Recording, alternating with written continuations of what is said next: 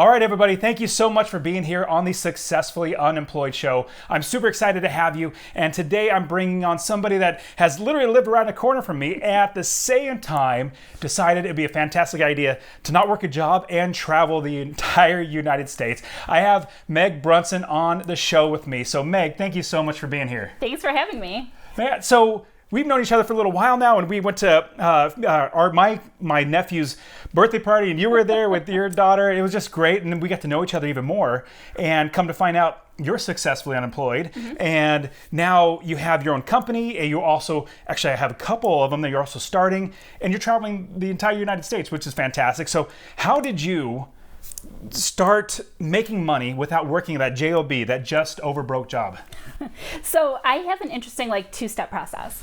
I was working as a service coordinator for adults with developmental disabilities, and when I got pregnant with my third child, and that third pregnancy was traumatic. I had some super rare medical issues, almost died a couple times, and super paraphrasing here, and said I'm not going back to work because I just had some emotional stuff I had to get through. So my husband, who at that point was a server, so I was the 9-to-5 breadwinner, he had to figure it out because I just said I'm not going back, I'm done, and we didn't really have a plan, but we had been faced with this situation that we didn't expect. So we figured things out, and I at that point just started trying anything I could to make some additional money. So I tried direct sales, I tried network marketing, I tried crafting. I love being creative. So I tried 101 different things, could not find the thing that was consistently bringing me money where I didn't feel like I was pulling teeth to make that money from friends and family, until I started a blog. And I know that sounds super basic, right? Just starting a blog, but it is what it was. I started a local mommy blog helping parents find things to do with their kids with a focus on free and affordable things, because we didn't have a lot of money ourselves to do things.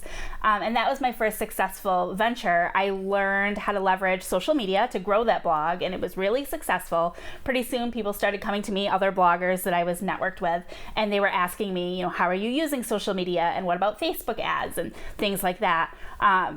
Fast forward a little bit, a couple years later, I have the opportunity to interview for a job at Facebook. I almost didn't get it because my major in school was criminal justice, and I've never worked in an official marketing company, but I was able to leverage what I had learned through my self-directed studies and my entrepreneurial endeavors to get that interview and then land the job working at Facebook. At Facebook. Was that in Silicon Valley? No, they have satellite offices, and I've been gone for about 3 years now, so forgive me because they may be moved and changed now, but they have satellite offices, and there was a small office here in Phoenix. Wow, and that's where you and I met.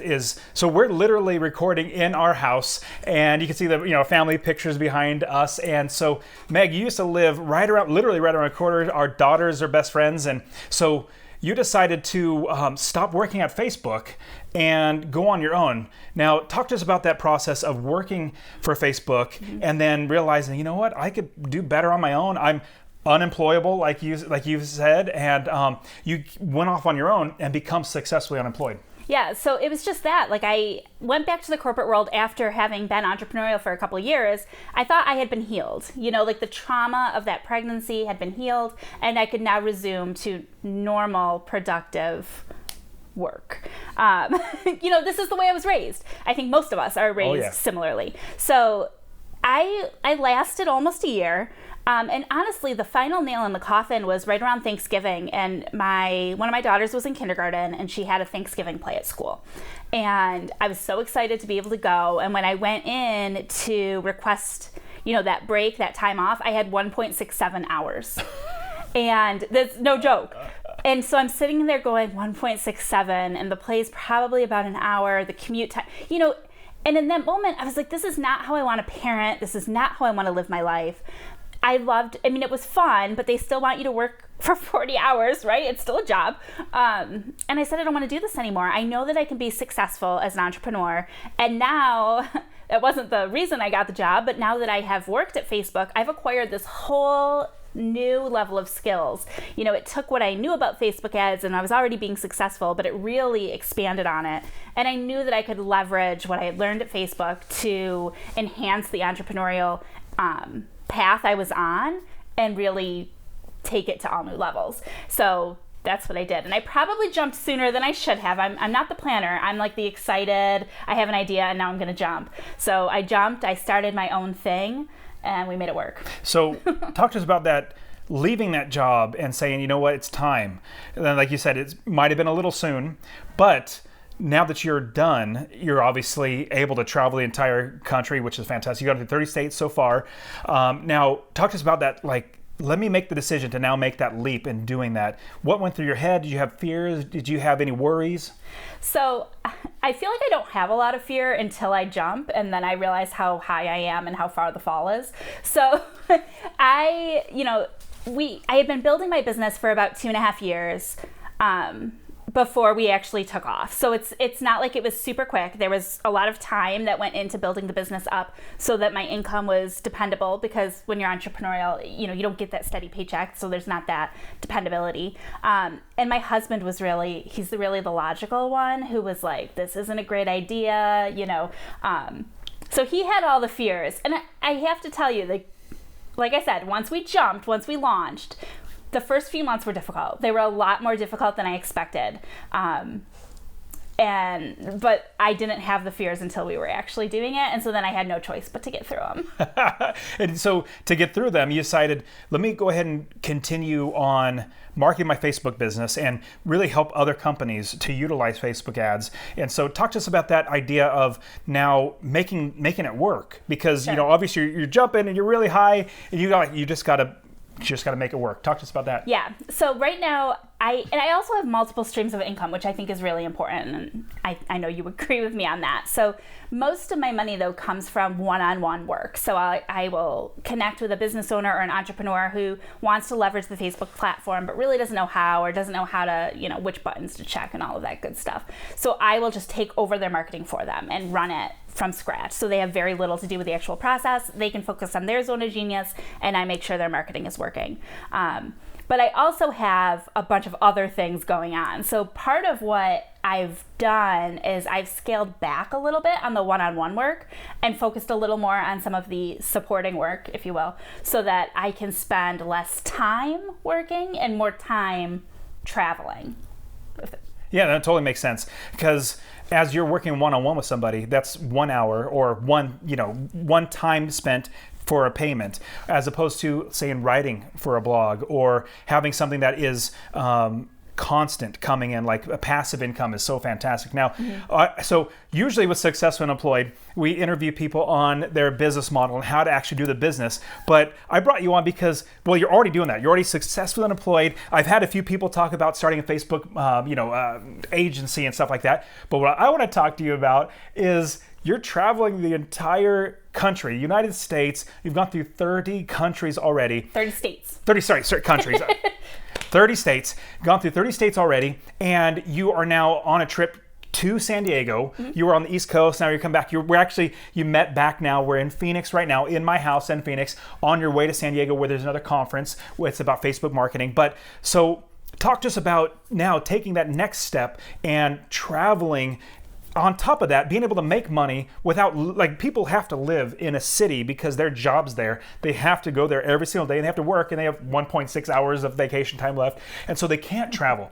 Right. Talk to us about that idea of being location independent. You're not dependent on being there. Right. And that was really important for me. And right now my husband doesn't work. So he's been a stay-at-home dad for almost as long as I've been. It was about 6 months after I left Facebook that he lost his job. So he's been unemployed, but he doesn't have that entrepreneurial push like I do. So we balance each other out. Like, he's able to pick up, a lot of the child care and a lot of that stuff so that I can focus on building my business. And the location independence part was super important to me because I've always had this dream of wanting to travel. And financially, we are saving money, believe it or not. And I think a lot of people have this perception that it's expensive to travel. And it can be, depending on how you do it, right? So we've got the RV, which was a relatively inexpensive purchase. Pausing that. Oh. So we were living in the house. They're literally like the street over.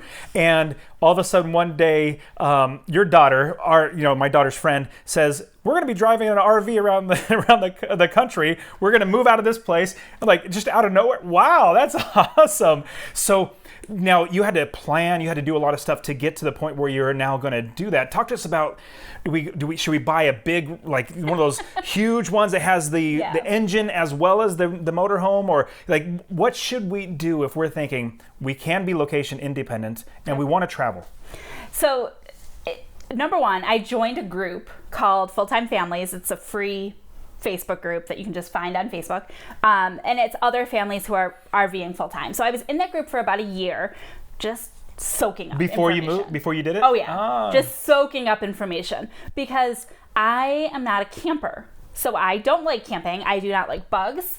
I very often do not like to be outside. All of these things kind of equal maybe I should not RV full time. But I really liked the idea of travel. But the thought of like having to afford hotels and airfare with a family of 6 is, I just can't even fathom it. It's expensive. Yeah, yes. It would have been $2,000, I think, for us to go see my mom once, much less trying to travel all over the place. So an RV just seemed cost effective. So I was in this group for a year, just soaking up information, listening to other people's stories. What are they doing? How is it working? How are they juggling kids? Because that's the thing. We had, a similar size 4-bedroom house with 4 children. So we're in like the same boat. Like our families are the same size. And sometimes you still feel like you're on top of each other. Right? And so how are we going to go from a 4-bedroom house to a little box and just travel full time? And that was a really, really difficult thing to envision. So we started in the group and then we just started going to RV shows. I feel like you can only get so much from online. So luckily we're in Phoenix where there are a ton of RV shows, but there are RV shows anywhere. So no matter where you are, you can find an RV show near you. And we went to our first one in October, I want to say. And we bought the RV we ended up getting in June. So it was a good chunk of time in advance. And we just walked through a bunch of stuff. What can we see ourselves in? We made sure we brought all the kids with us, even though it kind of made it a pain in the butt to have all of the kids at the RV show. But we brought them all in the RV because they're all going to be with us in the RV. So let's see, where would we sleep? How would we live? And at first we thought we wanted the bus, right? Like the big tour bus. Mm-hmm. Ultimately, the reason we went with a trailer was because we liked the floor plan better, and it was also more affordable. So those buses, we were looking at like a minimum of $100,000. We've never been homeowners, so that's a whole other story, but we've had a whole history of rentals, and without the credit of being a homeowner, we wouldn't have gotten approved for the big bus anyhow. So we decided to go with the bumper pull. We have a big SUV that would fit all of our family, and then we could just tow the trailer behind us. So that's what we ended up going with. But I mean, we definitely looked at all of the options. We weighed the risks, with electrical issues, with the fifth wheel versus a Class A or a Class C, and how we would all fit in there, and then towing a vehicle. Yeah, and thinking of it, you have to buy the truck as well, because you had a van before that. You have now get rid of that and get a truck, and then get a trailer, and then make sure you're towing it properly, driving properly, worrying about the swaying and all that sort of stuff. And another one, people they probably think about it once you're getting there, you're schooling for your kids. Like you have to homeschool as well. And we were not homeschoolers. Yeah.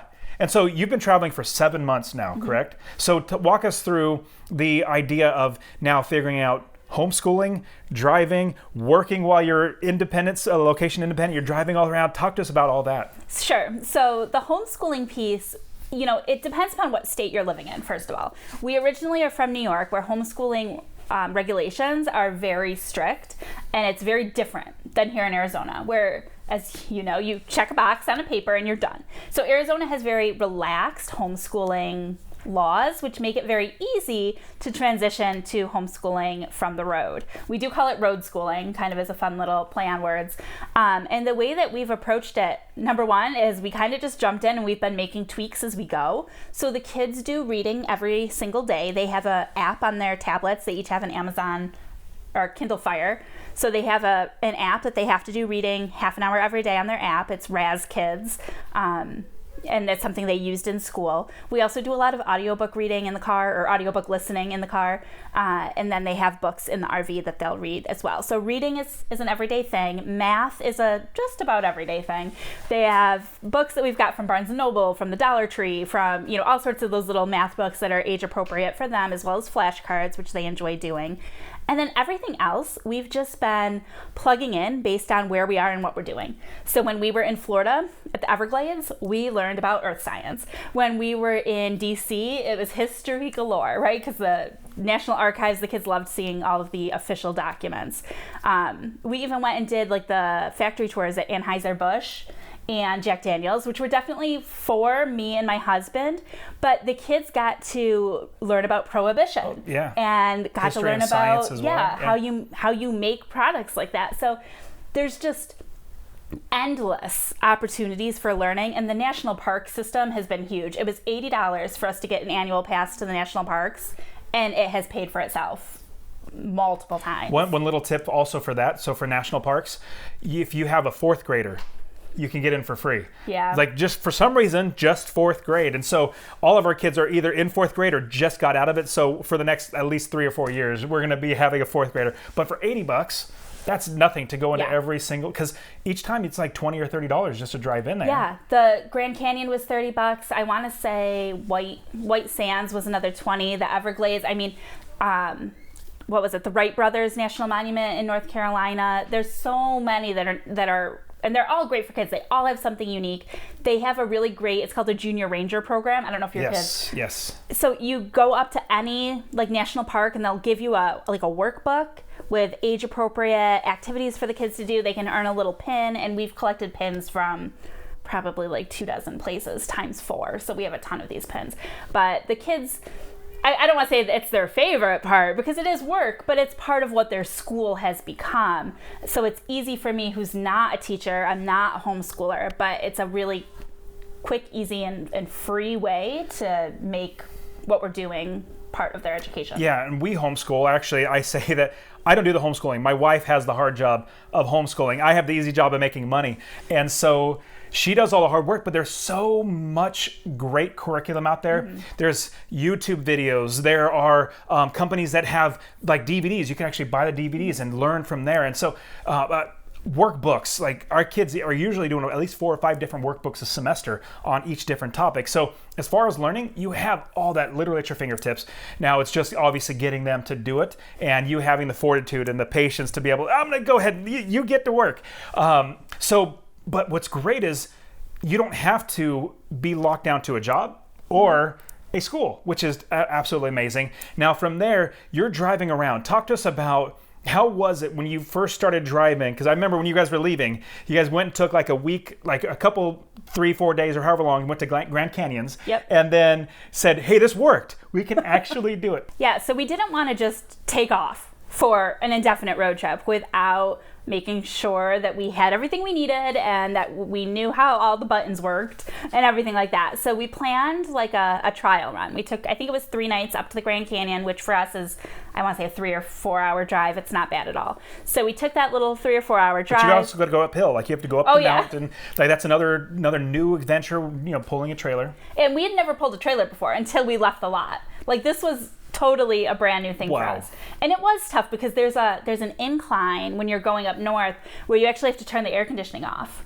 And it was summer at this point, so you really have to. Yes. Because the pull, and I'm not like a car person, but it can cause the car to overheat. So luckily we had no issues, but it was nice to kind of get some of those hills out of the way. Mm-hmm. Like you have now a level of what's the word I'm looking for? It's just experience too. Yeah. I mean, think about, so I went through with my family, my wife, my 4 kids, and my dad. We drove through Japan. We went to Japan for 6 weeks, drove, I want to say almost 2,000 miles around the entire island of Japan on the left-hand side. And so what's interesting is we're normally driving on the right-hand side, but after about, I want to say 2 days, I started to feel comfortable because I had it under my belt. It was still kind of rough. But then after that, everywhere I went that it drove on the left-hand side, I was absolutely fine because I had that experience. I have that ability to now draw on past experience. And so now you go and take one trip. You go and take one trip and then you go ahead and leave. And so now you're done with that. You said, it's time. Let's do it. Talk to us about that first push, like that's first 4 hours or whatever it was, get to the next stop. Yeah, so it did not go smoothly. First of all, like we were supposed to leave on, I think it was a Saturday, and there was a delay with U-Haul. So we have 2 storage units. That's what we ended up doing. We went down from our 4-bedroom house. We gave away I didn't even want to deal with selling stuff. We just donated most of the stuff. There's a lot of great charities here. So we donated a lot of our stuff. We have 2 like small 5 by 10 or whatever storage pods.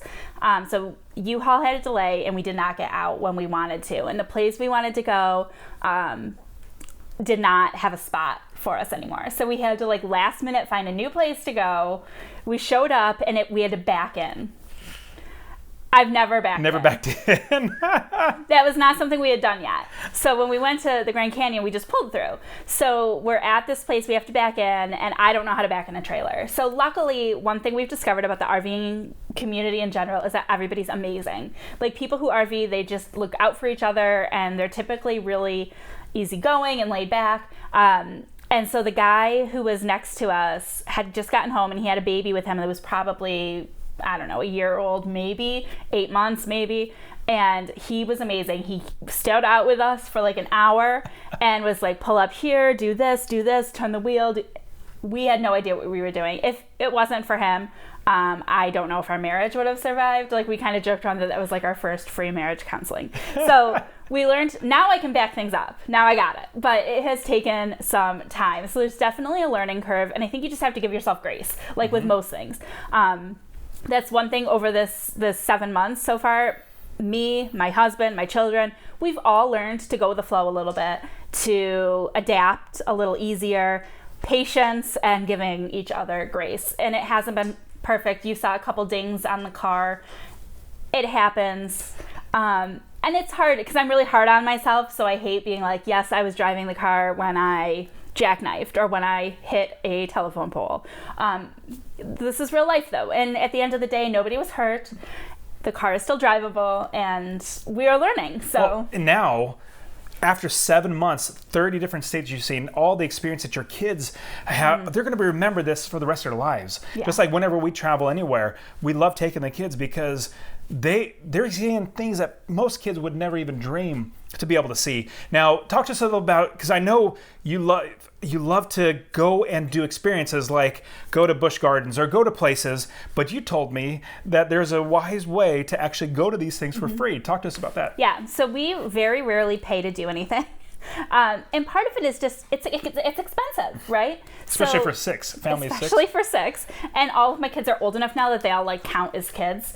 You know how sometimes you can get away where it's like kids under 2 or 3? Yeah. Not anymore. So I've been blogging. I mean, I started the blog when, gosh, now I have to think how old that kiddo is. 7 years ago-ish when I started my first blog. And what was the name of the blog? When I first, it's totally different now. Okay, okay. What's it now? What's it called? Now it's Kids Out and About. That's I blog for them. Yes. So I started my own blog. Then I started like a little blogging franchise. Like I joined into a franchise. And then, just as life and luck would have it, I connected with Kids Out and About. That was started 18 years ago in Rochester, New York, which is where I'm from. And they are in 37 different markets with more coming this year. So I connected up with them. I joined them as their Phoenix editor. I handle their social media marketing. And then when I had this idea, I approached her and said, do you want a travel editor?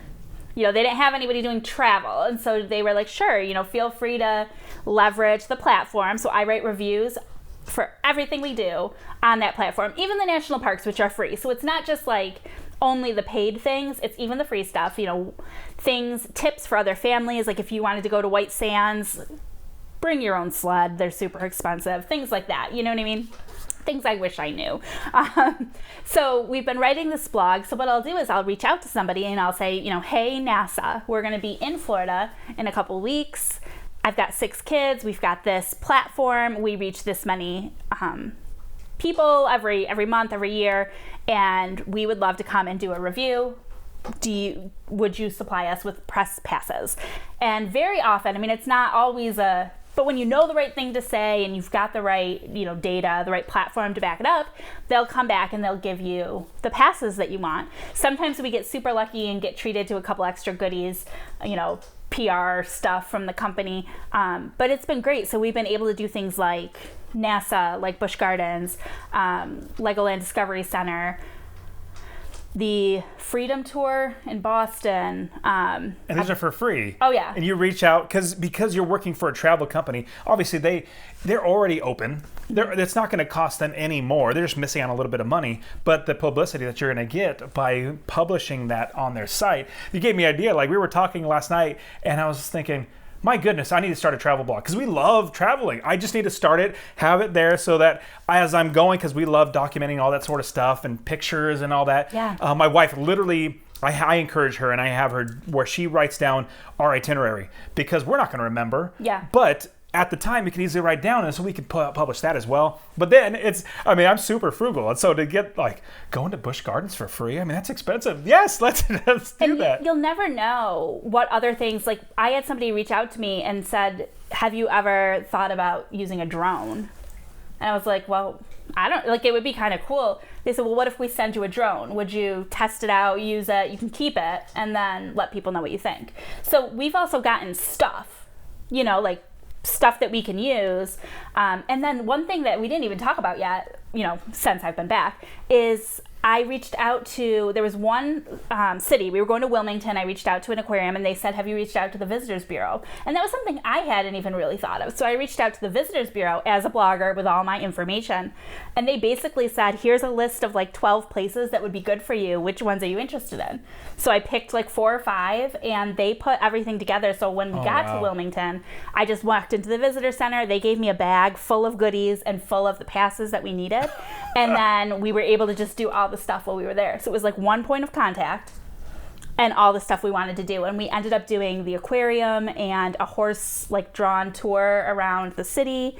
And now I can't think, the Children's Museum, a couple beaches. And then we found other things while we were there. But it was, and there was a railroad museum that we almost didn't do, but it ended up being super cool because it was a Guinness World Record longest model train. Anyhow, so many great experiences, and being able to barter, because that's really what it is, in exchange for exposure. So they give us tickets and then we give them exposure. And a lot of these places, Busch Gardens, they're open. 6 bodies walking through the door doesn't significantly increase any of their operational costs. So it's kind of a no-brainer for a lot of people, as long as you have the foundations that are going to benefit them. So being able to know who your target market is. I can tell you the demographics of the people who read this blog and this newsletter, and specifically that they are mostly moms and that they've got young kids.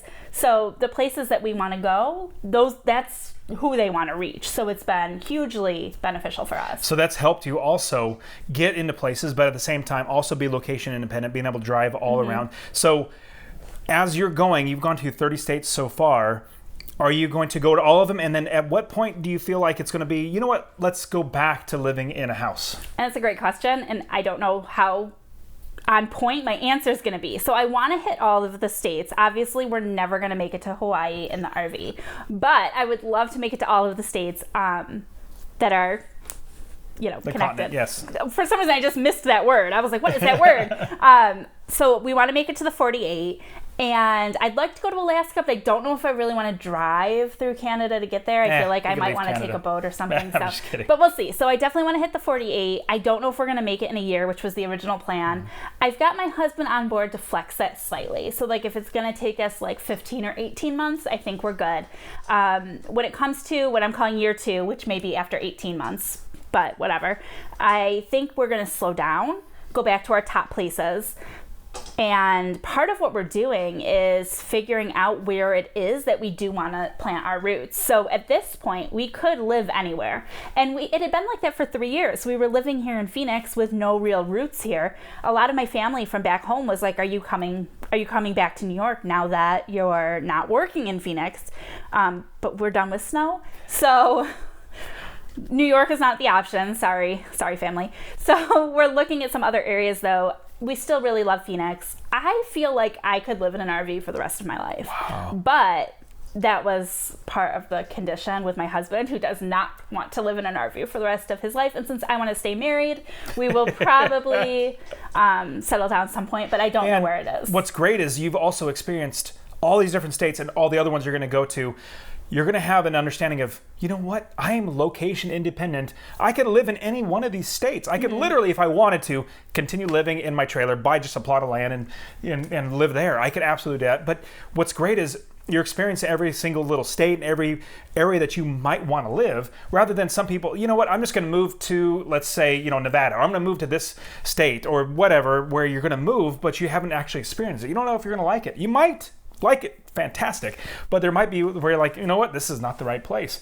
I've had friends where their parents moved to a state and then was there literally there for like 6 months. I hate this, and they moved back. And And that's, I think, why we're thinking about doing this like longer term stay. So we also want to make sure we stay in like the worst time. So if we're going to go to North Carolina, we want to be there through hurricane season. Do you know what I mean? Like, we really liked Alabama, which surprised us. I feel like that was the biggest surprise, because at first we were like, we could just skip Alabama and be fine, but we really liked it. But if we were going to live there, we'd want to go visit in the hardest summer.